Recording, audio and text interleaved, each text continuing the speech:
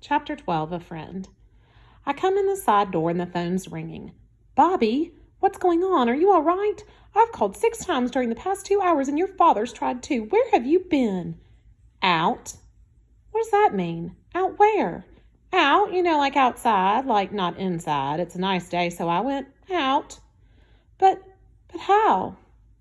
Well, I walked down the steps to the side door, and then I turned the doorknob, and then I pulled on the door, and then I stepped over the threshold, and there I was. I was out.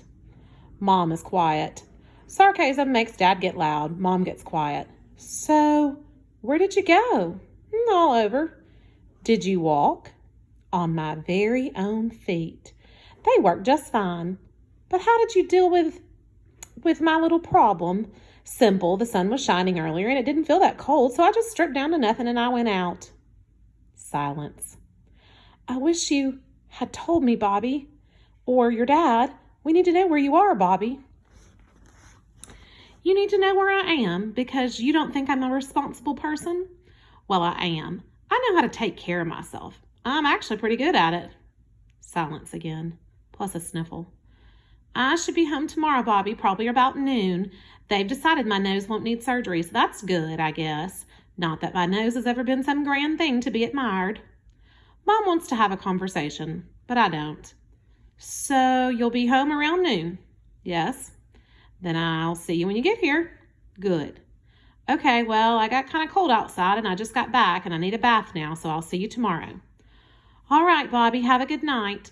And call if you need to talk to someone. Bobby, your dad and I love you very much. We do. Yup. Goodbye, Bobby. Bye. As I hang up, I know I should have been nicer. I know she's just trying to be a good mom. But that's not what I need right now.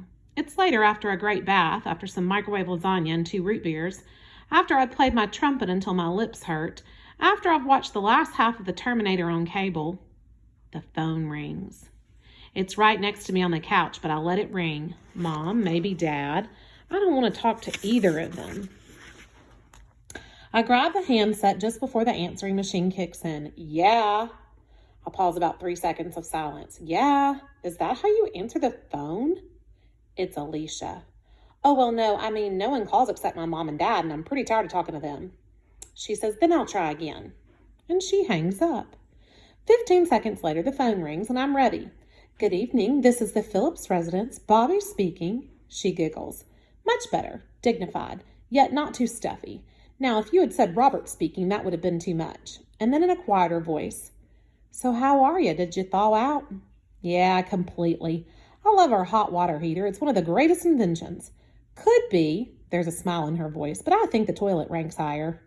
I'm nodding. Right, plumbing in general. Very good ideas. So how are you? Bored. My ears are worn out. You can only listen to so many audiobooks before everything starts to sound like mush.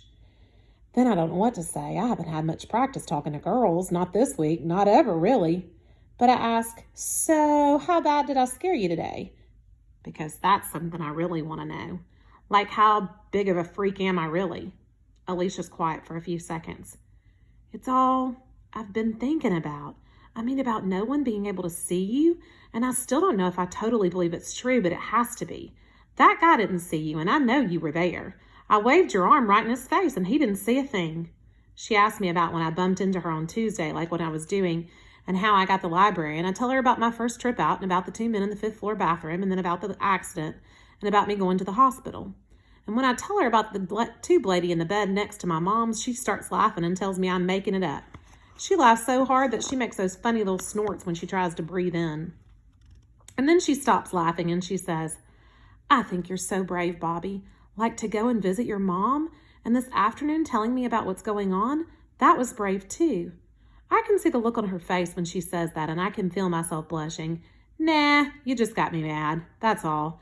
You weren't calling me a pervert, remember? And I didn't want you to think about that. Another dead end. Both of us feeling awkward, or maybe it's just me blushing my patented invisible blush. She breaks the vacuum with a question.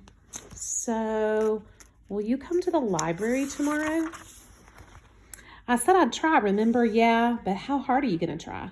Have to see. My mom's coming home from the hospital about 12, so I don't know what's going to be happening here around 2. Could be all crazy. But I'll try to come. I really will. So it's a definite maybe. Yep. Okay, bye, Bobby. Bye. Oh, Alicia? Yes.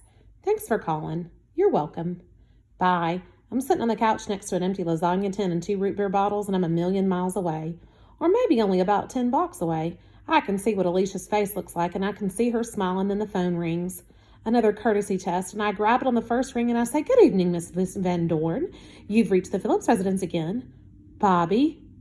"Dad, hey, hi, Dad, how's it going?" And I try to sound cheerful, but I didn't want it to be Dad, because talking to Dad snaps my missing body back into focus, and for a few minutes I've forgotten all that. "Miss Van Dorn," Dad says. "Who's Miss Van Dorn?" "Oh, someone you don't know, Dad, a friend of mine. I talked to Dad for about 5 minutes, but I'm not thinking about what he's saying.